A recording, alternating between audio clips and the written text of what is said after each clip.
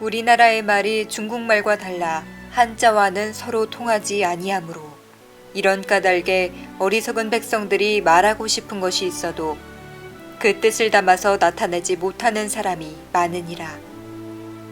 내가 이것을 딱히 여겨 새로 28글자를 만드니 사람마다 쉽게 깨우쳐 날로 쓰매 편안케 하고자 할 따름이니라.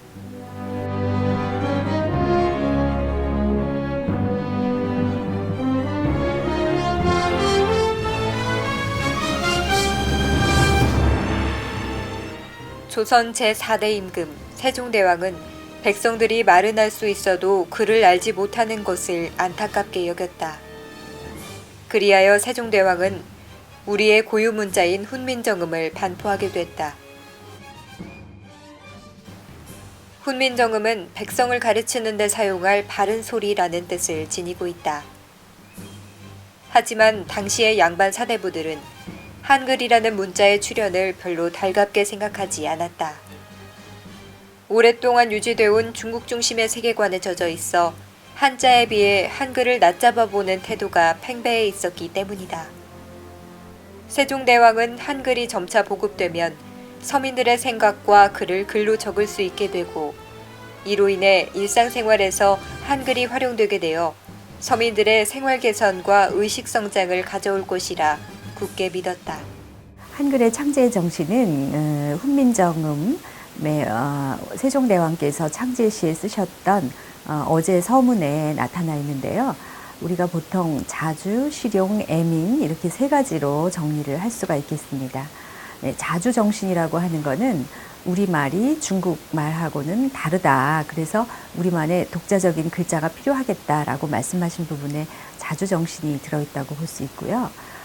또 실용 정신은 쉬운 글을 만들어서 사람마다 날로 편안하게 쓰게 하겠다라고 하신 곳에서 우리가 그 실용 정신을 엿볼 수 있고요. 마지막으로 가장 중요한 게 이제 애민 정신인데 그 어리석은 백성들이 자신들이 하고 싶은 말이 있어도 표현하고 싶은 것이 있어도 글을 몰라서 나타내지 못하니까 이것을 매우 안타깝고 내가 가엾게 여겨서 새 글을 만들겠다라고 하셨죠. 그래서 자주정신, 실용정신, 그리고 애민정신 이 세 가지가 한글 창제의 동기라고 볼 수 있습니다. 한글을 만든 세종대왕은 우주의 원리를 담고 세상 모든 소리를 담을 수 있는 문자를 만들고자 했다.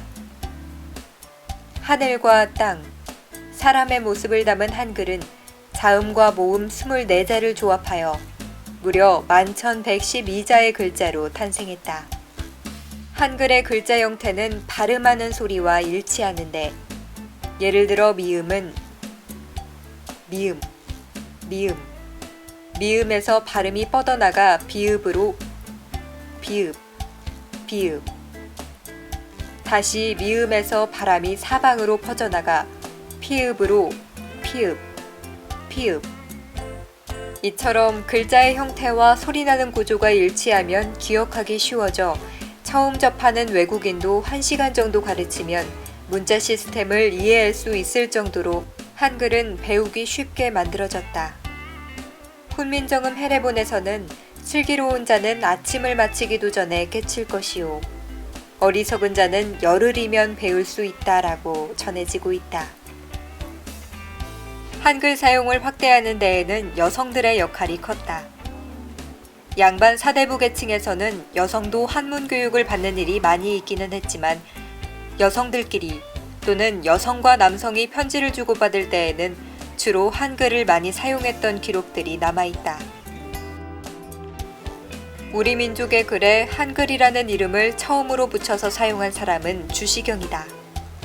주시경은 개화기에 우리말과 글에 대해 남다른 애정을 가지고 교육과 연구에 힘쓴 사람인데 그 후로 한글이라는 명칭이 일반화됐다. 백성들이 쉽고 편리하게 문자 생활을 도모하도록 만든 한글. 세계에서 유일하게 만든 사람과 반포일, 창제 원리까지 알고 있는 신비한 문자 한글은 교육을 통해 세계 속에 알리는 것뿐 아니라 한글을 활용한 디자인 제품을 통해서도 세계적으로 그 모습을 알리고 있다고 한다. 가장 한국을 대표하는 문화적 유산이 뭘까?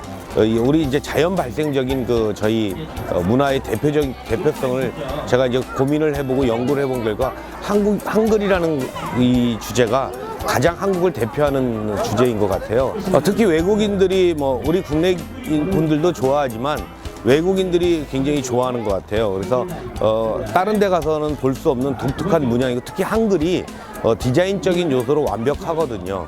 굉장히 모던한 스타일이고 저희를 대표하는 그 문화적 요소로 생각하고 있고 또 한글이 이렇게 들어간 제품들을 보면 훨씬 더 선호하고 이렇게 굉장히 좋아들 하는 것 같습니다. 언어는 단순히 의사소통의 수단만이 아니라 민족의 역사와 얼이 담겨 있으며 고유 언어를 잃은 민족은 더 이상 민족이라 말하기 어렵다.